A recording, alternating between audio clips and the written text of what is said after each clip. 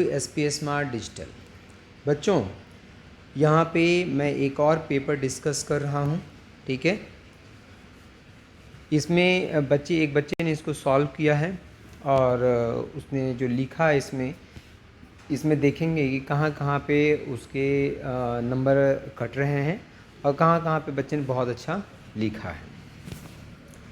सबसे पहले यहाँ पे बच्चे ने लॉन्ग किया है, ठीक है। तो लॉन्ग को देख लेते हैं। यहाँ पे लॉन्ग में क्या क्या क्वेश्चन है, ठीक है। सबसे फर्स्ट में है वाटर, डाया, पारा and ferromagnetic materials discuss their important properties. बच्चे ने लिखा है Faraday classified magnetic material into three major categories that are diamagnetic, paramagnetic and ferromagnetic। आप देख सकते हैं यहाँ पे डायमैग्नेटिक के बारे में यहाँ पे एक्सप्लेन किया गया है डायग्राम के साथ में। नेक्स्ट में पैरामैग्नेटिक को एक्सप्लेन किया गया है डायग्राम के साथ में, और फिर फेरोमैग्नेटिक को एक्सप्लेन किया गया है विथ डायग्राम। बहुत अच्छे तरीके से बच्चे ने लिखा है। कहीं पे सारी प्रॉपर्टी भी जो है इसकी, ठीक है, चाहे रिलेटिव परमिएबिलिटी हो, चाहे ससेप्टिबिलिटी हो, सभी को बताया गया है कि किस में ज़्यादा होता है, किस में कम होता है। तो बहुत अच्छे तरीके से बच्चे ने किया है। कहीं पे भी यहाँ पे नंबर कटने का कोई भी चांस यहाँ पे नहीं है। तो पूरे के पूरे इसको 5 मार्क्स यहाँ पे मिलेंगे। नेक्स्ट क्वेश्चन देखें यहाँ पे, तो इसी में और में है using ampere circular law derive an expression for magnetic field due to infinitely long straight conductor. बच्चे ने देखो सबसे पहले एम्पियर सर्कुलर लॉ क्या होता है बहुत क्लियरली यहाँ पे डायग्राम और एक्सप्रेशन है कि क्लोज इंटीग्रेशन, हालांकि यहाँ पे भी क्लोज इंटीग्रेशन लिखना चाहिए था। Close integration B D L cos theta equal to mu naught into I, नीचे भी लिखा है B dot D L close integration equal to mu naught into I. बहुत क्लियर डायग्राम है, यहाँ पे सारी चीज़ें मेंशन है, मैग्नेटिक फील्ड, लेंथ है, ठीक है, सभी चीज़ यहाँ पे मेंशन किया है बच्चे ने, तो बहुत अच्छा लिखा है। इसके बाद अगर एक्सप्रेशन की हम बात करें तो expression for magnetic field due to infinitely long straight conductor. देखो डायग्राम बनाया है, वायर लिया है, ठीक है। इस वायर के किसी आर डिस्टेंस पे एक आर रेडियस का एक सर्कल लिया है यहाँ पे, और बहुत अच्छे तरीके से यहाँ पे प्रूफ करके मैग्नेटिक फील्ड जो है इस वायर के कारण आर डिस्टेंस पे इस वायर से जो मैग्नेटिक फील्ड है this is mu naught I upon 2 pi R यहाँ पे आया है। पूरे 5 मार्क्स इसको यहाँ पे मिलेंगे, ठीक है। नेक्स्ट क्वेश्चन की बात करें तो state and explain Faraday's laws of electromagnetic induction so that E equal to minus d phi upon D t. तो देखो फैराडे लॉ को पहले बताया कि Faraday gave 2 major law of electromagnetic induction. First में फैराडे का जो लॉ है उसको बताया है कि first law it state that whenever there in a circuit there is a change of magnetic flux and induced EMF it produce. बहुत अच्छे तरीके से, और इसमें भी डायग्राम मेंशन कर रखा है, तो बहुत अच्छा लिखा है। नेक्स्ट में ये जो सेकेंड लॉ है जो मैथमेटिकल एक्सप्रेशन देता है यहाँ पे ईएमएफ का, सो यहाँ पे देखो मेंशन किया हुआ है कि second law of Faraday it states that magnitude of the induced EMF is directly proportional to the rate of change of magnetic flux associated with the circuit. E is equal to minus d phi b upon dt। और यहाँ पे पूरी अच्छी तरीके से mention किया है, कहीं पे भी नंबर कटने का कोई भी चांस यहाँ पे नहीं है। नेक्स्ट क्वेश्चन देखें तो इसी के और में है what do you mean by self inductance, derive an expression for coefficient of self inductance of solenoid. तो बच्चे ने देखो सेल्फ इंडक्टेंस क्या होता है और इसको पूरा यहाँ पे एक्सप्लेन किया है। बहुत सुंदर डायग्राम है, बहुत अच्छे तरीके से एक्सप्रेशन लिखा हुआ कि 5 is directly proportional to I and 5 is equal to this is L I. 5 को बताया गया कि 5 इज द मैग्नेटिक फ्लक्स है, आई जो है करंट है, एल जो है कोफिशिएंट ऑफ सेल्फ इंडक्टेंस है, and we also know that E is equal to minus D phi V upon D T. So पूरा यहाँ पे एक्सप्लेन किया गया है और जितना रिक्वायर्ड है, ठीक है, वो पूरा लिखा हुआ है यहाँ पे। तो सोलेनॉइड के लिए सेल्फ इंडक्शन निकालना था, तो बच्चे ने यहाँ पे सोलेनॉइड वाला देखो नहीं निकाला है, ठीक है। बच्चे ने यहाँ पे सेल्फ इंडक्टेंस जो है सोलेनॉइड के बाद, do mean by self inductance and derive an expression for coefficient of self inductance of A solenoid. तो सोलेनॉइड वाला बच्चे ने यहाँ पे नहीं किया है, तो ये मिसिंग है यहाँ पे देखो, ठीक है, ये मिसिंग है यहाँ पे। सोलेनॉइड में हम लोग ये जानते हैं कि इस तरह सोलेनॉइड होता है, इसके इन साइड में जो मैग्नेटिक ये जो सेल्फ इंडक्शन है L equal to mu naught formula जो इसका आता है वो यहाँ पे मिसिंग है बेटा। नेक्स्ट में क्वेश्चन में देखिए describe N astronomical telescope, derive an expression for एक मैग्नीफाइंग पावर। एस्ट्रोनॉमिकल टेलीस्कोप को देखो बताया यहाँ पे, और एस्ट्रोनॉमिकल टेलीस्कोप को का जो डायग्राम है यहाँ पे बहुत अच्छे क्लियर डायग्राम है कि यहाँ से आया, ये बना यहाँ पे, यहाँ से ये फाइनल इमेज यहाँ पे फॉर्मेशन हुआ और least distance of the magnifying power यहाँ पे निकाला गया है कि magnifying power equal to beta upon alpha, और बीटा अल्फ़ा जो होता है वेरी स्मॉल एंगल है, सो इसी को रिप्लेस कर देते हैं tan beta upon tan alpha से। यहाँ पे ट्रायंगल हम लेते हैं और ट्रायंगल में जो वैल्यू है उसको पुट करके यहाँ पे tan बीटा tan अल्फ़ा की वैल्यू पुट करते हैं और finally magnifying power equal to minus F naught upon U E यहाँ पे आया। और इसको फिर जो लेंस फार्मूला है उसको यूज करके यहाँ पे फाइनल जो है magnifying power equal to minus F naught upon F E into F E upon D plus one यहाँ पे आंसर आया है। तो बहुत अच्छे तरीके से यहाँ पे बच्चे ने किया है। नेक्स्ट में देखें तो मूविंग कॉइल गैल्वेनोमीटर है। मूविंग कॉइल गैल्वेनोमीटर डायग्राम अगर देखें तो डायग्राम में ही सभी चीज़ देखो यहाँ पे बताया दिया गया है। मैं ये कहूँगा कि ऐसा डायग्राम अगर हो बेटा तो फिर जो एग्जामिनर है वो नीचे पढ़ने नहीं जाता है ज़्यादा कुछ कि क्या लिखा है क्या नहीं लिखा, डायग्राम ही सारा चीज़ एक्सप्लेन किया हुआ है। यहाँ पे मूविंग कॉइल है, नॉर्थ पोल है, साउथ पोल है, अपर सस्पेंसन है, फास्फोरस ब्रॉन्ज का वायर है, मिरर है, यहाँ पे सॉफ्ट आयरन कोर है, सारी चीज़ें यहाँ पे लोअर सस्पेंसन है, सारी चीज़ें यहाँ पे मेंशन की हुई है। तो बहुत अच्छा डायग्राम है। प्रिंसिपल बताया बच्चे ने पहले, मूविंग कॉइल गैल्वेनोमीटर के बारे में बताया, फिर वर्किंग यहाँ पे देखो वर्किंग बताया हुआ है, torque equal to N I A into B हो गया।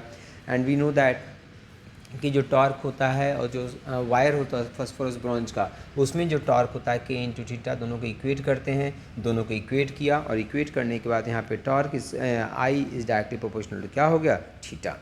यहाँ पे voltage sensitivity and current sensitivity भी बताया, हालांकि पूछा नहीं था, फिर भी बच्चे ने वोल्टेज सेंसिटिविटी को और करंट सेंसिटिविटी को दोनों को मेंशन किया यहाँ पे। तो कहीं पे भी यहाँ पे नंबर कटने का कोई भी चांस यहाँ पे नहीं है, पूरे मार्क्स यहाँ पे इसको मिलेंगे। नेक्स्ट में सेक्शन सी। तो सेक्शन सी में सबसे पहला क्वेश्चन है, ए sphere of radius 10 centimetre, A sphere of radius 10 centimetre has an unknown charge if the electric field 10 cm from the center of the sphere is 2 × 10⁴ Newton per coulomb and points radially inward, what is the net charge on the sphere? देखो electric जो given है पहले बच्चे ने लिखा है कि radius क्या है, इलेक्ट्रिक फील्ड क्या है, एंड वी नो दैट कि जो इलेक्ट्रिक फील्ड होता है ई इक्वल टू के क्यू अपॉन आर स्क्वायर होता है। सो यहाँ से वैल्यू उसकी पुट की है इलेक्ट्रिक फील्ड की, यहाँ पे के की वैल्यू, यहाँ पे क्यू निकालना है हमें, डिस्टेंस सेंटीमीटर में है तो उसको मीटर में कन्वर्ट करके यहाँ पे लिखा है और final answer Q equal to 2.22 × 10⁻⁸ coulomb यहाँ पे आंसर आया है। नेक्स्ट देखें, no two electric lines of force can cross each other, explain with diagram. ठीक है, no two electric field lines of force can cross each other because electric field lines are a visualization of electric field vector.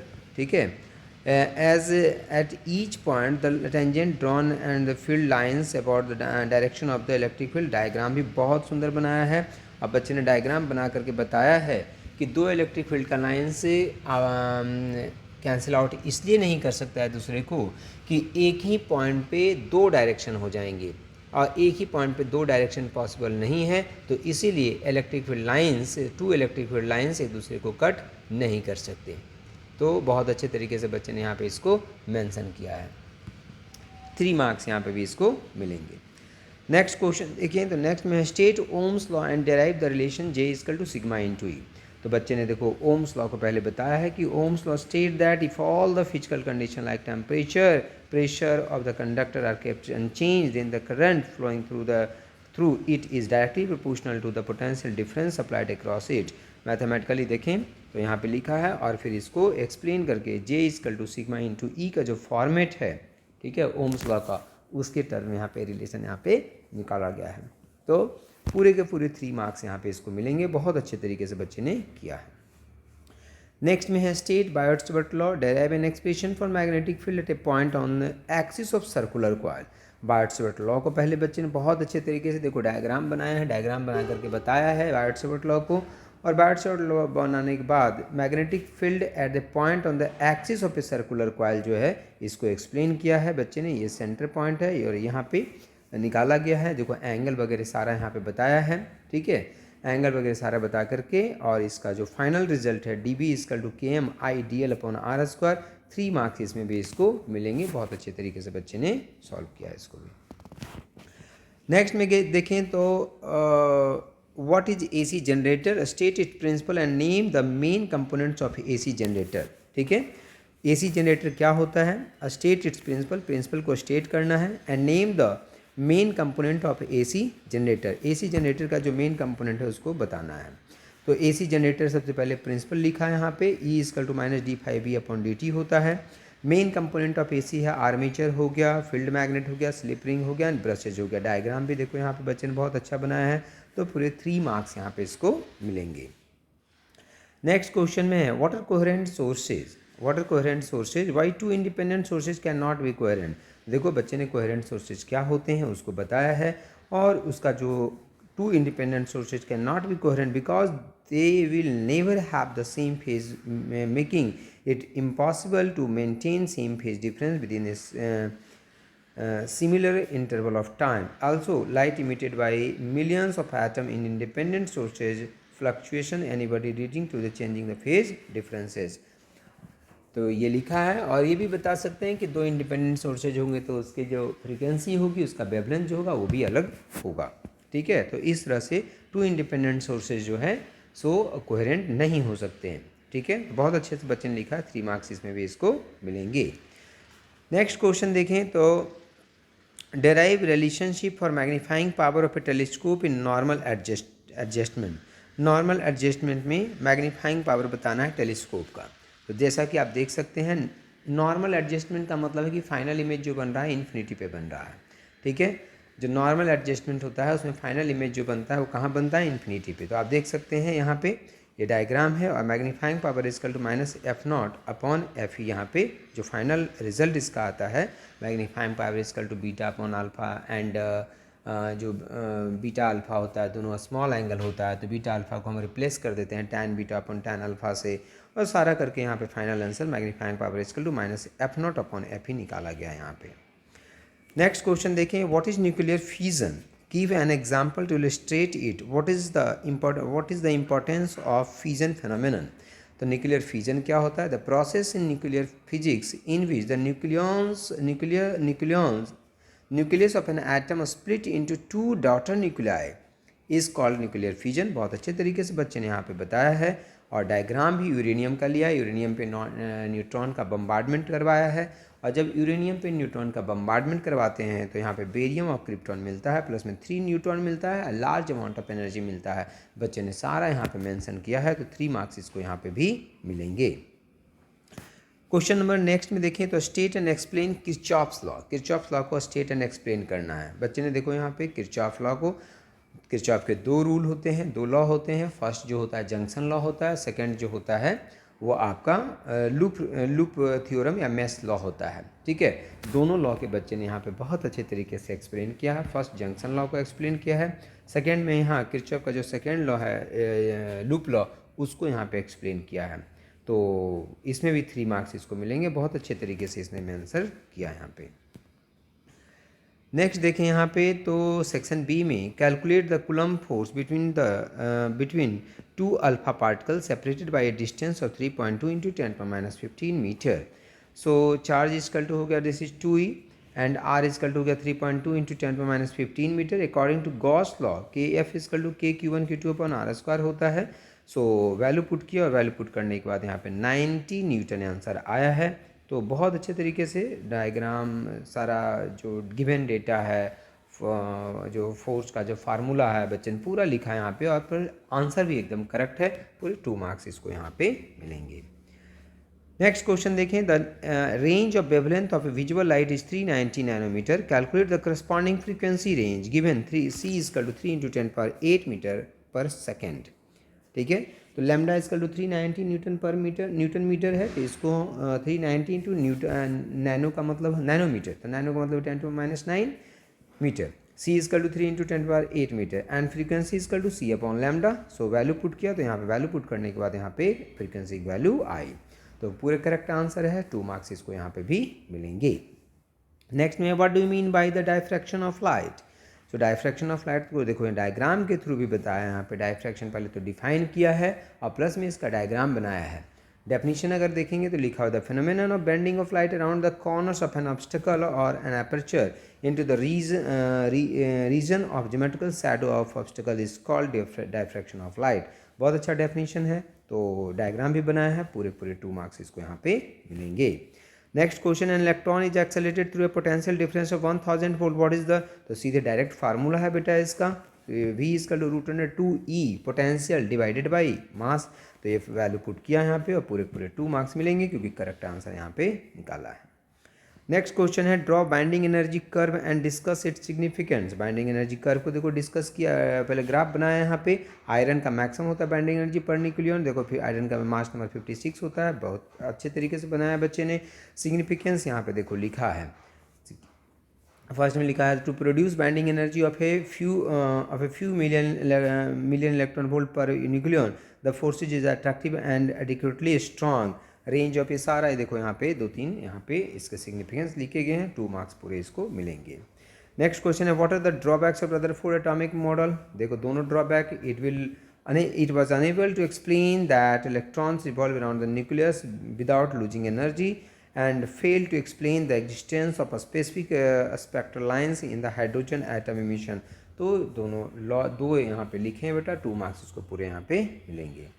Next में है what is meant by the term of doping of intrinsic semiconductor, how does it effect the conductivity of the semiconductor. बहुत अच्छे तरीके से diagram बनाया है, doping के बारे में बताया है कि डोपिंग करने से इंट्रिंसिक सेमीकंडक्टर को कंडक्टिविटी क्यों बढ़ती है, बच्चे ने बहुत अच्छे तरीके से मेंशन यहाँ पे किया है।